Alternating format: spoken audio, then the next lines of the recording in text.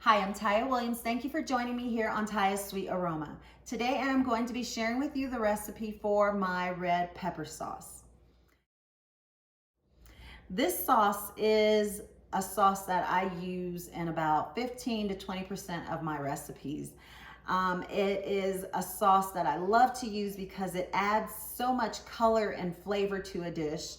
And whenever I put this recipe together, I make it in a huge batch. Like today, I'm going to be quadrupling the recipe. So you may think like that is a lot of chilies to pick through, but I always make a huge batch because it stores so well in the freezer, and that way I have it on hand and have it ready for me whenever I'm making like my enchilada sauces. I also use it in chilies, I use it in soups, I use it in just a number of different recipes. And so I wanted to make sure I got this recipe to you because it is one that you will be seeing a lot in my recipes if you continue to watch. So anyhow, as we keep going along, I'll explain a little bit more in detail a bit about the peppers or why I'm doing things a certain way. And so let's go over the ingredients. The peppers that I'm going to be using for this sauce are guajillo chiles. You can also use a New Mexico chili. They're pretty much the same thing. And the other pepper I'm going to be using is a ancho pepper. It's just a dried poblano pepper. I like the flavor of these two peppers together. So this is the base for the sauce. The guajillo chilies can be found pretty much at any grocery store. They come in mild, medium, or hot flavor. I always use mild because of the amount that I use in recipes, and then I'll add more heat to the dish if needed for whatever it is that I'm adding the sauce to. Now the ancho peppers, they can be a little bit more trickier to find. I usually find them at my Mexican grocery store, so be sure to check yours out if you can't find them at your grocery store. And we'll go ahead and move on to the next step. What I am doing now under cold water, be sure to use cold water and not hot water, or you will choke yourself to death because the pepper smell will come right up to your nose and cause you to start coughing. So be sure to use cold water.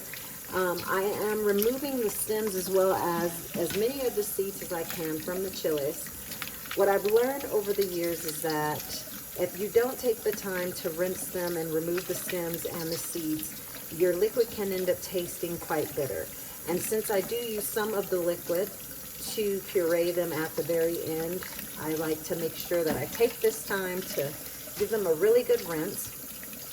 Something else I wanted to point out about the peppers is that the ancho peppers, once I give them a good rinse, they will just go in the pot just like this, and then right before I puree them, I will go ahead and remove their seeds and any bit of stem that is left on them, because they are a lot harder to open up than the guajillo chiles. But when you look at my recipe for this sauce, you will notice that it is written down in ounces as well as in count, or a count estimate, I should say. But when you look at these chiles, you can see that this is one, and this obviously can't be two because it's too small. So it's written down in ounces. If your packages are not broken down in ounces and you do end up shopping for these, like say from a barrel, a good way to do it is just to double up and say, okay, this can be considered one, and like this. And so keep that in mind whenever you're shopping for the peppers. I'm now done rinsing off all of the peppers. What I'm going to do now is I am going to completely cover all of the peppers that I've cleaned with some water. I'm going to put the pot on the stove over a high heat, allow them to come to a boil. Then I'm going to cover them with the lid, allow them to steep in the water for about 30 minutes. After 30 minutes, I will show you the next step. The peppers have had some time to steep and sort of plump up nicely in the boiling water for about 30 minutes. What I'm doing now is I'm adding some of the mixture to the blender. I'm just taking a little extra time with the poblanos since I didn't get those stems and seeds removed beforehand. Now that they've plumped up, it's a lot easier to remove them. So I'm gonna get these cleaned as well and add them to the blender. The blender is now pretty full. I'm going to add in about a couple of tablespoons of liquid to start. I do not want this to be liquidy. I want it to be more of a paste-like consistency. So I may have to stop a few times, give it a stir until it gets completely smooth. So I'm gonna give this a blend and I'll show you what it looks like when it's done.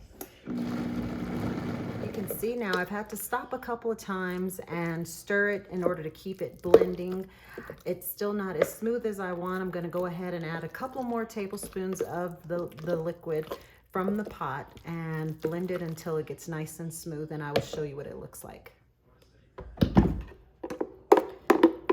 You can see how nice and smooth these peppers blended too. It's not watery, it's a nice paste-like consistency. What I've done now is I've added 1 cup of the red pepper sauce into a quart-sized freezer bag to store it away, as you can see here with the other bags. Be sure to date them. They can last up to 6 months in your freezer, although mine never lasts 6 months. I usually use them all well before 6 months. Something else you may want to keep in mind is that you do not want to use a plastic bowl or a plastic measuring cup because they will get stained. The color is just so strong in this sauce that it will stain. It will stain your clothes, so be very careful when you're using it.